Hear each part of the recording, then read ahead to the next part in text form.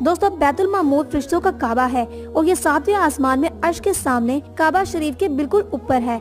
दोस्तों फरिश्तों के दरमियान बैतुल मामूर की ऐसी ही हुर्मत है जिस तरह जमीन पर काबा मुअज़्ज़मा की हुर्मत है। ये आसमान वालों का किबला है और हर रोज 70,000 फरिश्ते इसका तवाफ करते हैं और नमाज के लिए हाजिरी देते हैं। जब फरिश्ता एक बार बैतुल मामूर में तवाफ कर लेता है के बाद दोबारा इसको कभी मौका नहीं मिलता, बल्कि हर रोज नए 70,000 फरिश्ते बैतुल मामूर में हाजिरी देते हैं और अल्लाह तबारक व तआला की इबादत करते हैं।